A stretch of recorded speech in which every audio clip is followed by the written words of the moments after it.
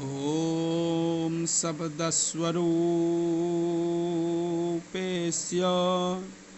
शब्दरूपपरेशस्य साम्बस्य गणपस्य च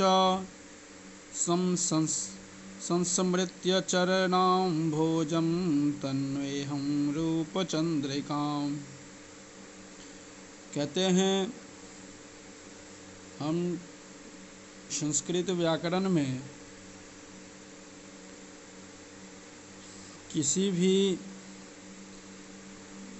शब्द रूप कोई भी शब्द रूप को स्मरण रखेंगे तो हमें वाक्य को बनाने में कोई कठिनाई नहीं होगी। इसीलिए आज हम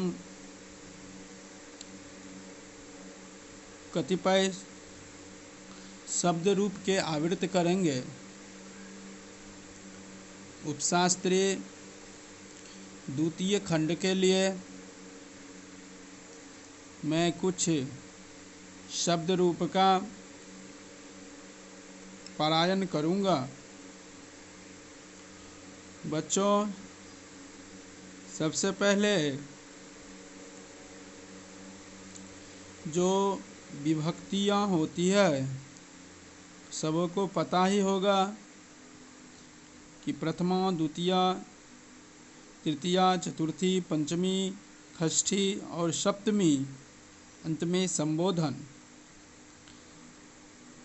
तो प्रथमा और उसमें वचन रहता है, 3 वचन, एक वचन, द्विवचन और बहुवचन।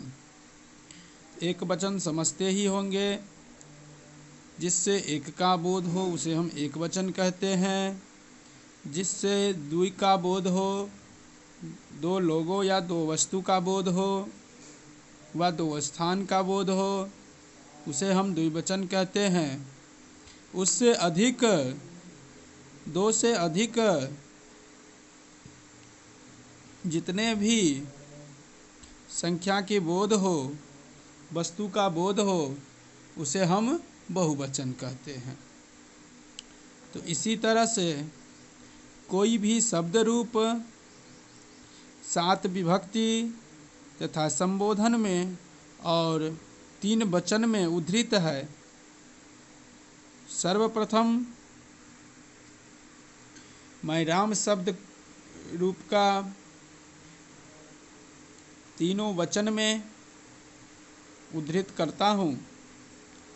रामः एक वचन, द्विवचन रामौ, बहुवचन रामाः।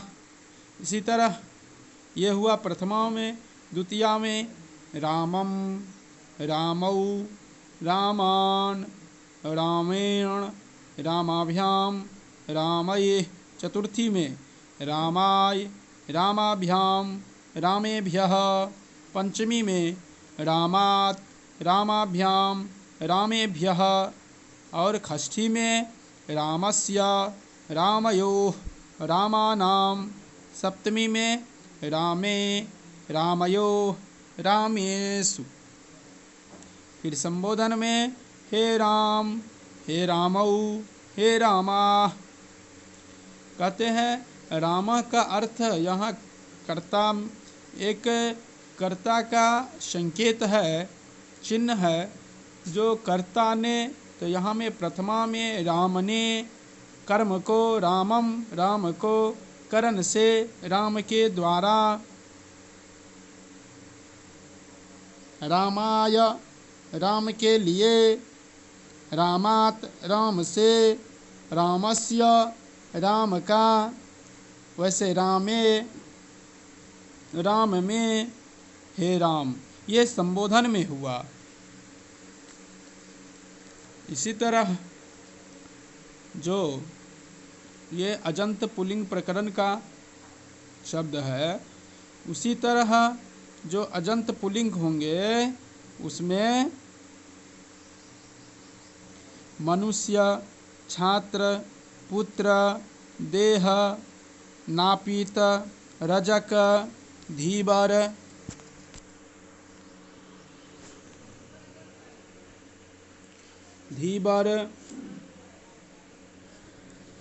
बिडाल, मूषक, अश्व, सर्प, शुक, दास, चौर, विनोद, विवाह, भ्रम, संशय, प्रश्न, क्रोध, ज्वर,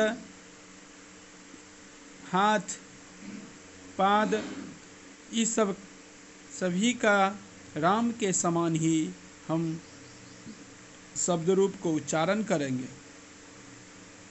अब हम लोग एक सर्व शब्द है, सर्व शब्द को पढ़ेंगे।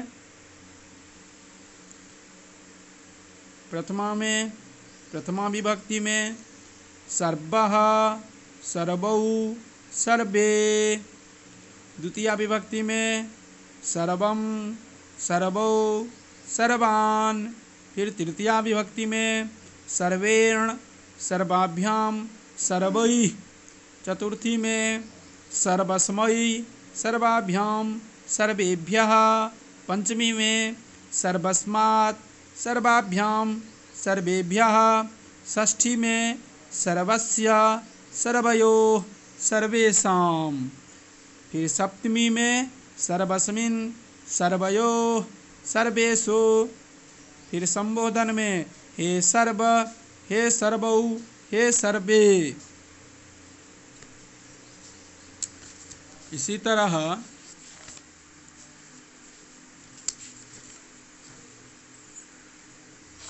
अब हम अगले कड़ी में चलेंगे तो हरि शब्द का प्रथमा में हरिः, हरि, हरयः। द्वितीया में हरिं, हरि, हरीन्। तृतीया में हरिणा, हरिभ्याम, हरिभिः। चतुर्थी में हरये, हरिभ्याम, हरिभिः, हरिभ्यः। पंचमी में हरे, हरिभ्याम, हरिभ्यः। षष्ठी में हरे, हर्जो, हरिणाम। सप्तमी में हरो, हर्जो, हरिषु। फिर संबोधन में हे हरे, हे हरि, हे हरयः। इसी तरह कवि, अग्नि, गिरि। कवि मीन्स कवि होता है, अग्नि मतलब आग, गिरि मतलब पहाड़, अरि मतलब शत्रु, रवि अर्थात सूर्य, अवि मतलब भेड़, असि मतलब तलवार, निधि मतलब कोष, कपि मतलब बंदर, पानी मतलब हाथ, सारथी मने गाड़ीवान, अद्रि मतलब पर्वत, विधि मतलब ब्रह्मा, भूपति अर्थात राजा, अतिथि अर्थात पाहुन, रश्मि अर्थात किरण, जलधि अर्थात समुद्र, तिथि अर्थात प्रतिपदा, आदि, असित अर्थात तलवार, प्रियत्री अर्थात तीन वस्तुओं का प्रेमी। अब इसी तरह हरि शब्द के तरह इन शब्द रूपों का भी मैं उच्चारण, समान उच्चारण इन शब्दों का भी हरि के समान ही उच्चारण होगा। अब है सखी, तो सखी का होगा सखा। प्रथमा विभक्ति में सखा, एक वचन, द्विवचन सखायो, बहुवचन सखायः। फिर द्वितीया में एक वचन सखायम, द्विवचन सखायो, बहुवचन सखीन। फिर तृतीया में सख्या, एक वचन, द्विवचन सखीभ्याम, बहुवचन सखीभिः। फिर चतुर्थी में सख्ये, एक वचन, द्विवचन सखीभ्याम, बहुवचन सखीभ्यः। फिर पंचमी विभक्ति में एक वचन सख्यो, द्विवचन सखीभ्याम, बहुवचन सखीभ्यः। षष्ठी में सख्यु, द्विवचन सख्यो, बहुवचन सखी नाम।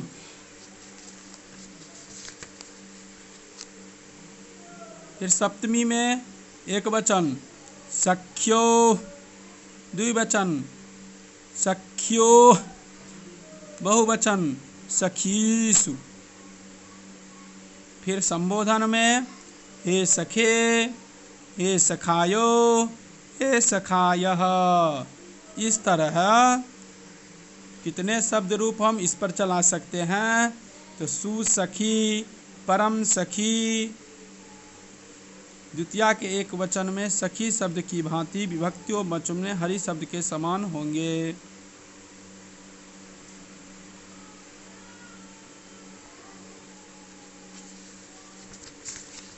अब हम इस तरह से प्रधि अर्थात बुद्धिमान, प्रधि, प्रधौदृघीकार धी, प्रधि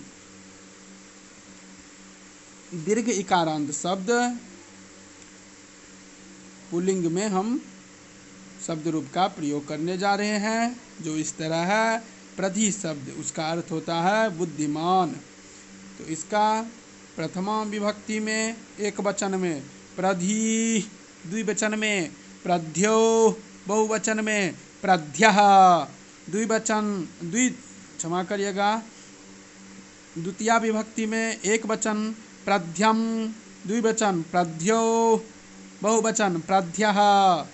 फिर तृतीया विभक्ति में एक वचन प्रध्या, द्विवचन प्रधिभ्याम, बहुवचन प्रधिभिः। फिर चतुर्थी विभक्ति में एक वचन प्रध्ये, प्रधिभ्याम, प्रधिभ्यः।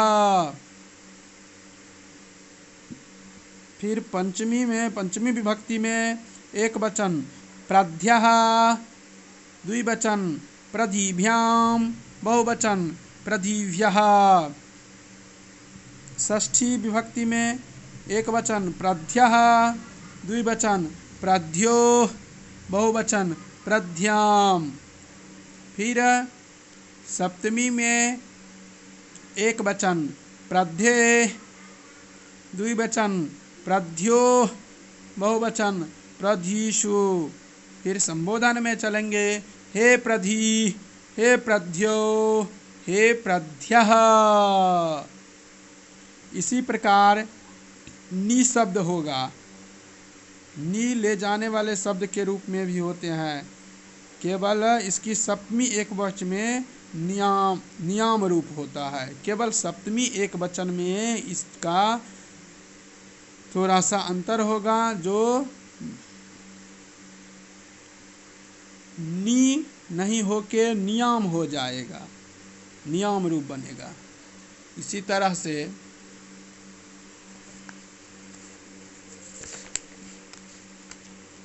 अब अगले के वर्ग में हम लोग उकारांत पुल्लिंग के संबंध में, उकारांत पुल्लिंग के संबंध में शंभु, साधु इत्यादि शब्द रूप के पाठ करेंगे। हम आशा करते हैं कि आप लोगों को बहुत ही लाभ होगा। शब्द रूप यदि हम कंठस्थ रखेंगे तो हमें संस्कृत के वाक्य लिखने में कठिनाई नहीं होगी। इसीलिए शब्द रूप को हम अभ्यास करेंगे, अभ्यास में लाएंगे, जो हमें बहुत अच्छा होगा। किसी भी वाक्य बनाने के लिए, किसी भी शब्द को रचना करने के लिए हमें शब्द रूप, धातु रूप का कंठस्थीकरण करना ही पड़ता है। इसीलिए आज की कक्षा को मैं यहीं पर विश्राम करता हूँ। पुनः आप लोग के साथ अगली कक्षा में उपस्थित रहूँगा। धन्यवाद।